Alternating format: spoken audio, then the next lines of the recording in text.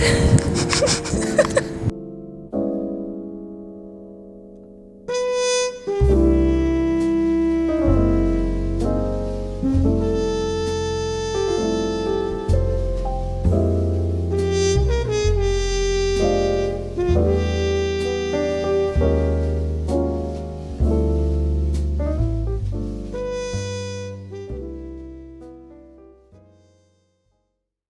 those of you who do not know, this is my best friend Lucy Bleehar. Lucy Blee on IG, or Breakfast Queen. Lucy Blee, or Breakfast Queen, with a KW. We talk about body image and food all the time. It's time to take it online. Yeah, I think it's important to have a dialogue about it, and especially if you are someone who has a platform like you, it's just so important to use your platform responsibly and spread the good word. Yes, especially now when a lot of us are at home and I feel like hyper focused on our food and our bodies.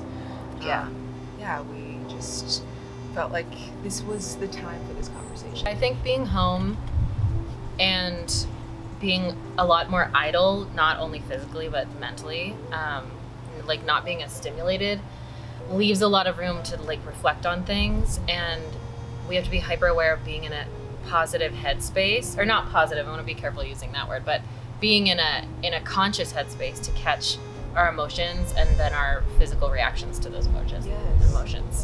Because like we were texting the other day, sometimes you wake up and you're just like, I don't like it. Yeah. I don't like it. I don't like this package that I'm in. I feel guilty for eating whatever I eat, or I feel guilty for feeling lazy and wanting to lay down all day. Yep. It can be so consuming. Yeah. And really distracting, because at the end of the day, it's like, this doesn't change what's in here. Right. And I don't know, sometimes it can really feel crippling when you look in the mirror and you're just so unhappy. Yeah, and the craziest part about it that I know you and I specifically share is that logically that our value is not our body. Mm-hmm. Our value is not our productivity. Our value is not anything surface level or materialistic. And we know that logically, but you're still hating on yourself. Yeah. And it becomes part of this like life work of like Zen to like peel apart your ego from like what you are, like who you are. I think life work is the perfect way to put it, because it's something that we have to work on every day. Mm-hmm. Yeah, so I think, this whole video is just going to be talking about our relationship with food and how we've redefined it, and how we've just worked on our relationship with ourselves and loving ourselves. Yeah. So I guess we should start out by talking about our past relationship with food, or what your past relationship with food is or was, and I was gonna like lean, but there's a book there. Oh yeah, like, we're keeping this all together. We've got some special items rigged for some surprises throughout the video. So. I guess what you were just saying made me want to ask you the same question, which was like, when was the first time you were all of a sudden aware of your body image? Because for me, it was a very specific time in my life where all of a sudden you go from being like a carefree child to one day being so painfully aware of your body and how it compares to other people's.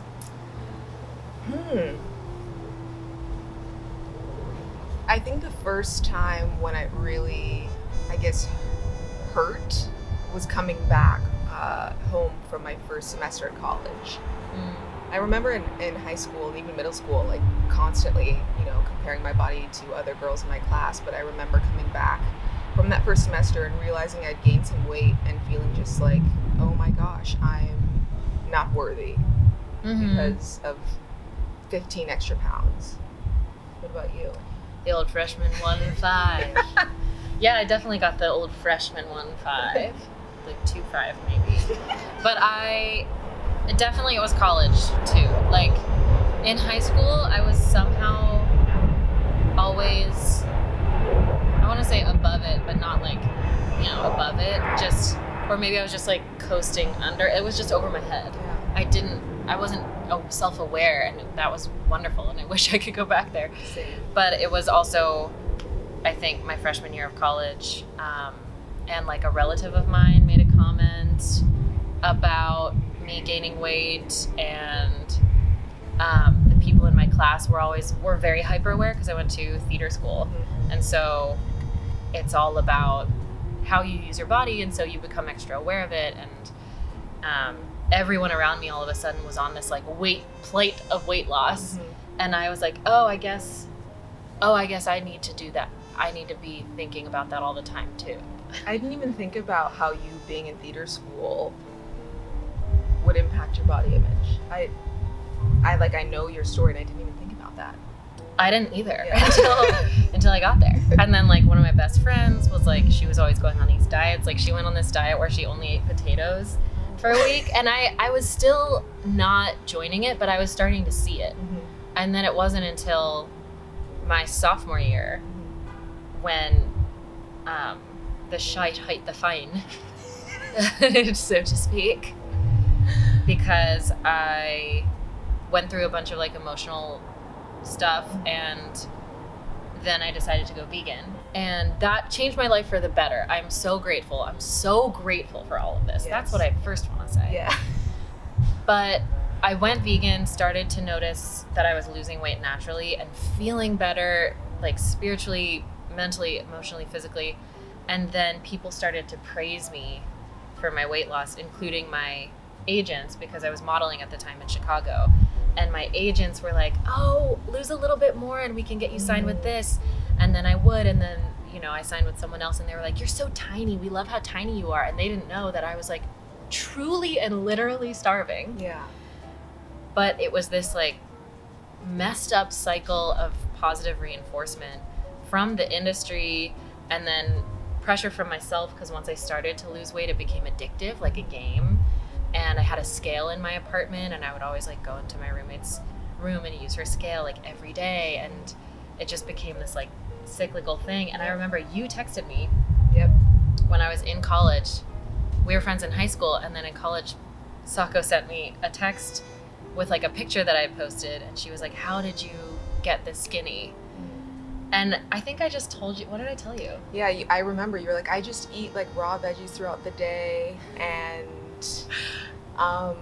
like salmon and veggies at night. Also, I learned a lot from this, because I don't like to comment on people's weight for this reason, because you never know what someone is going through. And also it kind of like reinforces this idea that like you look better now, but yeah.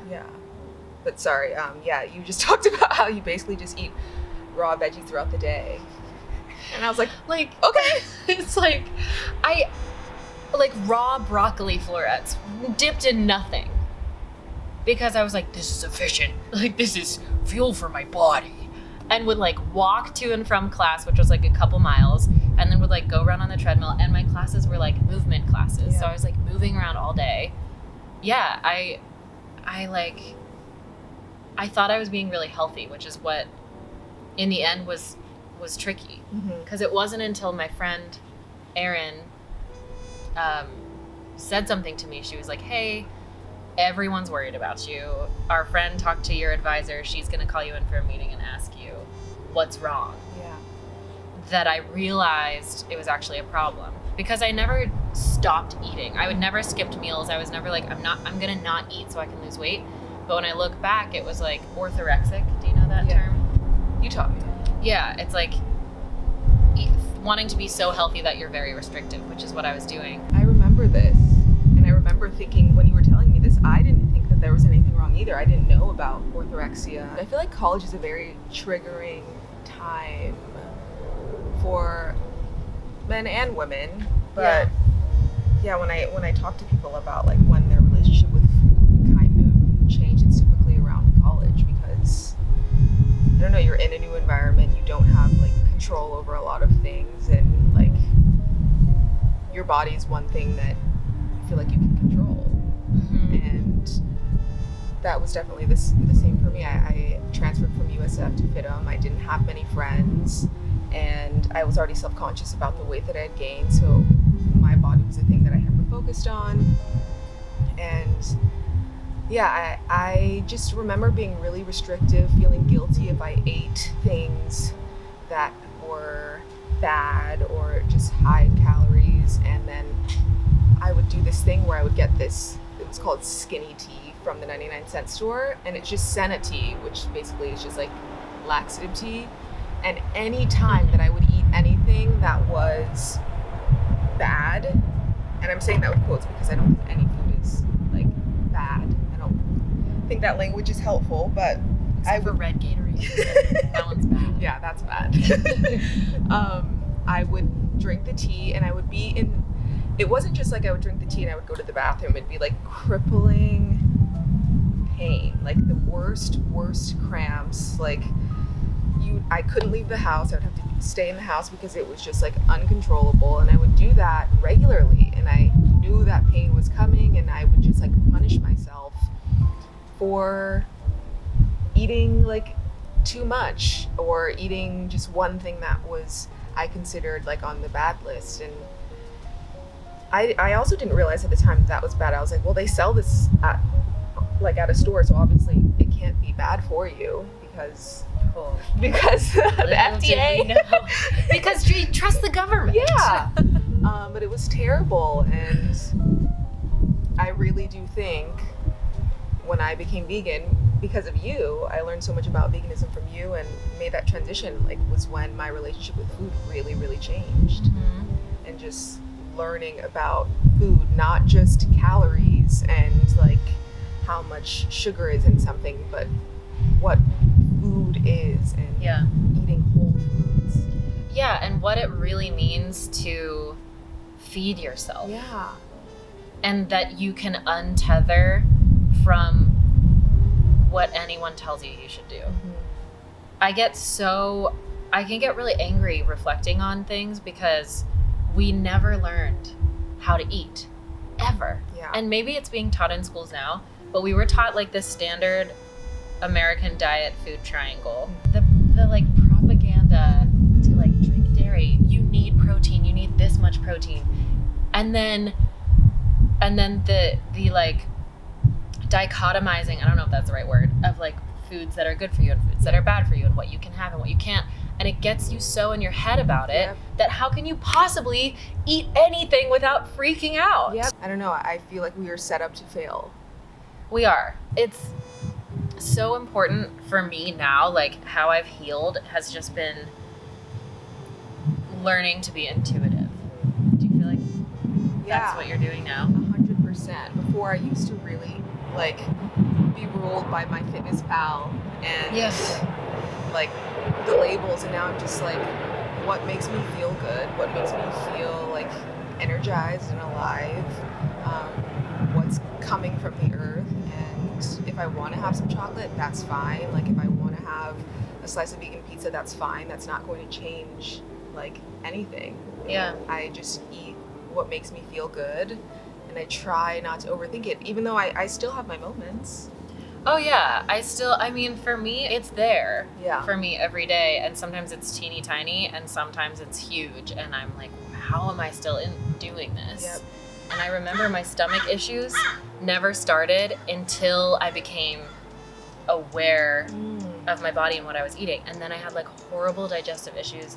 I had stomach cramps all the time, and it didn't start going away until on the other side of my eating disorder, I began to like relax and like loosen the reins and not feel like I had to have an eating schedule or an amount that I was eating, or make sure I get 15 pounds of kale in my body every day.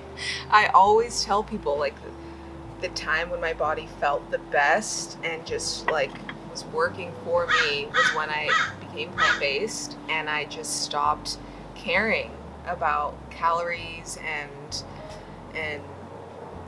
all that jazz, and I just started eating like what made me feel good, and my body was like, yep, we can do this. And I don't know, like the bloating, the just like feeling swollen all the time, that kind of just went away. And obviously I removed a lot of like animal-based products from my diet, but I really think it's because I just stopped stressing about it so much. I remember you telling me that. Yeah. We were by Green Table. Green And tab, you were yeah. like, yeah, because we had this conversation. And I was like, I think you need to just stop caring. Yeah. Which is easier said than done, but like, that's what saved me too. Because eventually, you're going to tire yourself out. It's exhausting. It is. I feel like I burn myself out. And so even on those days when I'm like, oh, I'm not feeling my best. I don't like this about myself. I shouldn't have eaten that much last night, or I shouldn't have eaten so late, or like, I didn't need champagne. I probably did need champagne. And also, like, you can't spend so much time worrying about it. And if you worry about it for long enough, you're going to get exhausted. And so even those days when I'm like in a bad place and thinking, okay, if I just like pull back a little bit and do what I was doing in college and lose 5 pounds real quick, then I can chill again. I can't even force myself to get to that level of restriction because I have been so exhausted by what I did to myself in the past.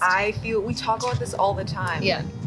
I went on a 10-day juice cleanse when I was in college, which maybe for some people that works, but I didn't need to put myself through that. Now I could not even get through a day because it doesn't need to happen. And it was so draining. I can't physically allow myself to go there. No. I think about all the hours I lost just like hating myself, thinking about food, thinking about that I shouldn't have eaten this or shouldn't have eaten that, and I don't want to lose any more time. We simply haven't the time. We simply haven't the time. It is about relaxing into the moment. Like, talk about the now. Yes. We've been talking about the now. Thankfully, I feel the healthiest, like, in a coherent way, like, mentally, physically, spiritually, about food that I ever have in my life. And it took me a long time. Same. And it took me a lot of, like, talking to people like you about it and, like, saying the words and, like, naming my problem and not being afraid. There's a huge stigma around disordered eating and weight and body image, obviously. And we're taught that we shouldn't talk about it. Yeah, people are so quick to kind of judge you or silence you, or I don't know, even things like when you tell someone you feel this way and you kind of just shut them down and you're like, no, like, don't, like, no, acknowledge those thoughts and like talk through them. Like, even if you personally don't agree with how that person is feeling, like, give people the space to just feel it.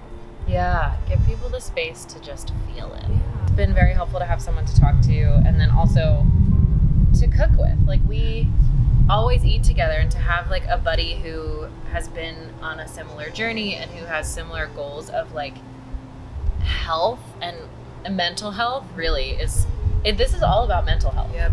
It's not even about physical health because that will follow. It's mental health first. That's real. Yeah. And people think it's the other way. People are like, I'll be happy once I get this body type. Always. I'll be happy once I reach this goal weight. Yeah. Or like, okay, well, since I ate that yesterday, I need to go for a 10-mile run and then I'll be happy and I'll be worthy. Yep. But you can't like chase the thing. You have to be the thing. Yes. Right? Yes. I feel like a painful relationship with food is always rooted in something else. It's never it's never just, it's the goal weight isn't the thing that matters. It's something else. And the food is like the easier distraction. Yeah. Easier thing to focus on. Yeah. Like when you felt like you needed to lose weight, did you feel like you were aware enough to pinpoint like what emotionally it was for you? Back then, no. Like I said, I knew I was lonely and definitely really insecure, but I don't think that back then I could pinpoint it. I was just like, this is going to make my life better. Obviously, like trying to work in the entertainment industry, you kind of feel like, okay, well, that's going to be the thing that gets me the job. When you're in it, I feel like you're saying this too, but like you can get so lost in the sauce. I was so lost in the sauce, and it wasn't until like I was deep into this like really sick, disordered eating and pushing myself away from my friends and being exhausted all the time. And I still didn't know until finally, thankfully, a couple friends were like, yoo-hoo, Hello. we've noticed something's happening. And that's another thing, is like, it's very sensitive and it's everyone's own independent thing. But if you do feel close enough to someone, it's so worth flagging. Like, I remember when you like were on this, because I feel like your journey was like a little after mine. And I would notice things about you and try to bring them up in like a gentle way, because I know when I was in it and people brought it up to me, you can get very defensive. Yeah. Because you don't want to be told that you're doing another thing wrong. Yeah. But to like, yeah, to have an open conversation and to really like just have compassion for people. And I'm so glad that I went through that, and I'm still like on that journey to like finding balance and health, because I feel so passionate about spreading the word and talking to people and helping people. Yeah. And letting people know that like health is what you make it. It's what makes you feel good. Yeah.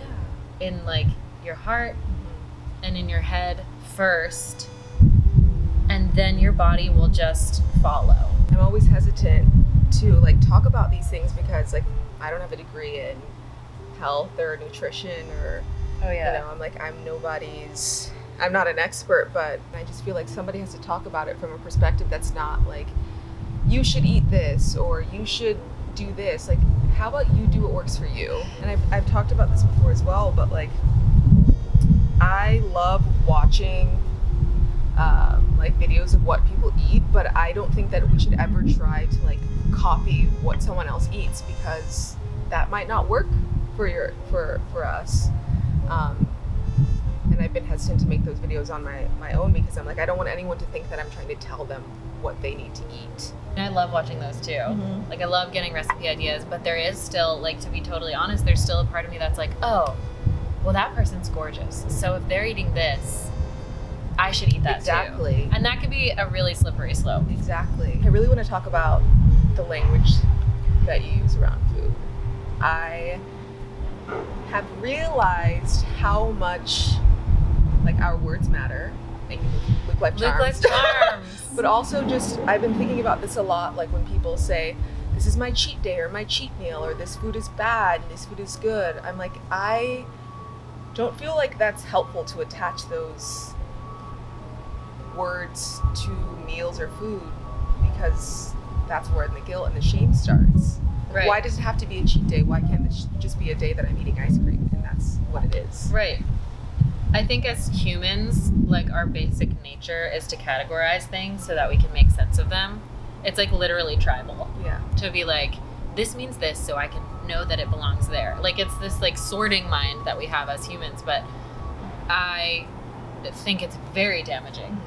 Like when you see there's like this popcorn at Trader Joe's that says like reduced guilt popcorn, or like when you see anything that says guilt free on freaking La Croix, it says guilt free in like a cursive. How is that helping anyone? Yeah. Because it implies that there's an opposite. Like anything else you drink that has calories in it is going to be bad. Yeah. Even with exercising, like rest days. Yeah. We should be like prioritizing rest days first of all, but it's just, there's this implication that there's two ends of the spectrum. And I think if we can all kind of like ease into and release a little bit of our grip on the obsession with progress and productivity, it will help us like more than we know to just start by noticing the language. The digital diet culture is very toxic. I don't want an ad for skinny tea or like how long I need to walk to lose weight. Like, I keep getting those too. I really do think that when like your relationship with working out is all about losing weight, like that's when we start to resent it. When it's like, I'm doing this because I like really need to lose 5 pounds, not because I want to be healthy or I want to move my body or I like want to be outside, when it's only rooted in like getting that number on the scale down, how can you enjoy that process? You can't. Because it's a punishment. Yeah. You're literally punishing yourself. Yeah. I'm glad you brought that up, because I wanted to say, like, when I was in the thick of it and feeling really like bad, I would work out for that reason. Yeah. Because I'd be like, okay, I would like track what I ate, and I'd be like, if I want to be in a deficit, I can run. I would run for 40 minutes on a treadmill, which is the most boring thing you can possibly do. Yep. I used to run. I didn't do this for that long, but like if I can stay on the treadmill running for an hour, like that means I can have this for dinner. I'm like, yeah. No.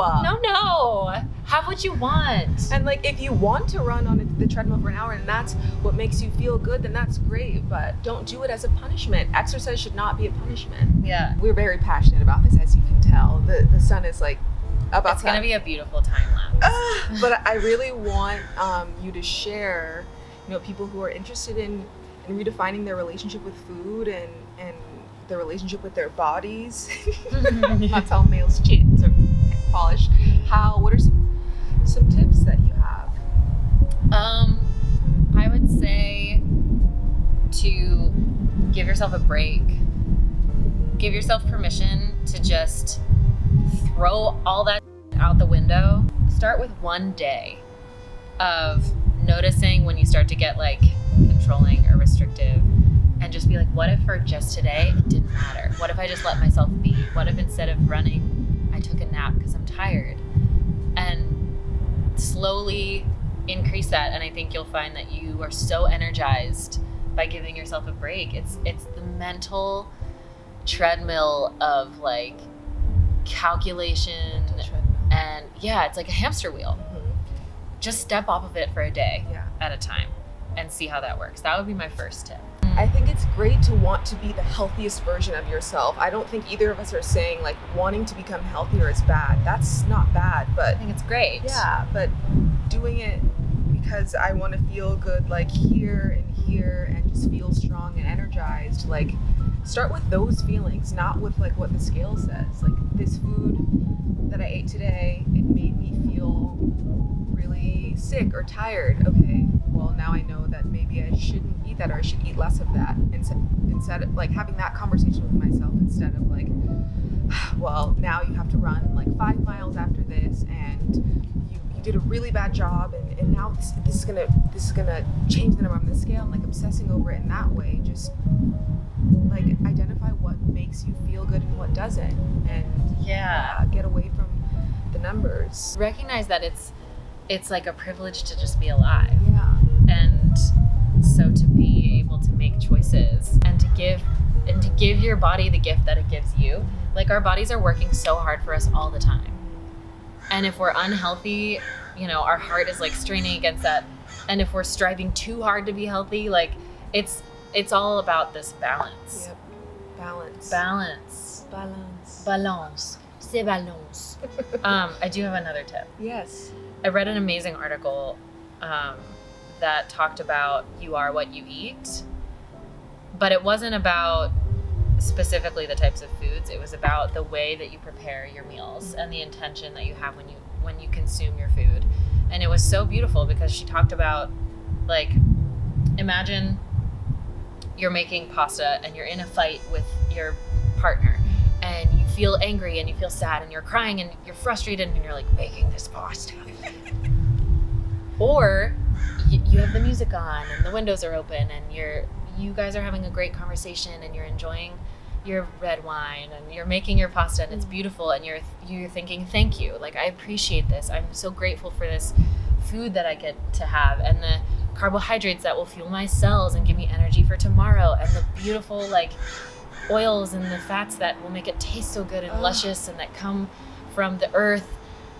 That meal, even if it's the same calories and everything, that meal is going to be better for you than the one that you're making when you're like, okay, this has to help me lose weight, this has to make me a better person. That stress, literally your energy goes into the food you're cooking. Wow. Where do you think your energy just is contained in your body? No, it's huge and all around you, so it touches everything near you. Wow. It's the same thing of when you walk in a room and you sense that someone's like mad and you're like, ooh, there's a weird vibe in here. Your food gets the vibe too. Wow. I've never thought about food like that. And Yeah. It's so true. Isn't that cool? Yeah. So I love that. when you're like preparing your food, or even I think about this too when I'm like, I'm gonna have a treat or I'm gonna indulge, and if I start to feel that guilt about it, I'm like, or thank it and enjoy it and picture my body using it to the best of my body's ability. I'm afraid we're gonna lose. Should we close her on out? Thank you for sharing your knowledge with us today. I hope it was helpful. I feel like I got too passionate. No. You don't understand how much our friendship has really, really helped me love myself and love what I put into my body, and realize at the end of the day, like, it's not that deep. Yeah. I was just gonna say, at the end of the day, it doesn't matter. Really though. Yeah. And that can be very freeing. Yeah. To accept. Yes. Just like love yourself and trust. Yes. Trust. Listen to your heart. I'm going to put Lucy's social media information so you can just get more of this beautiful knowledge and She's soul gassing me up. online. I really appreciate you, and thank you for taking the time to do this. And I appreciate sitting you. on this blanket. Thank you all for taking the time to tune in. Thank you for showing up for us. Thank you for just being patient, and as always, thank you for being here. Oh!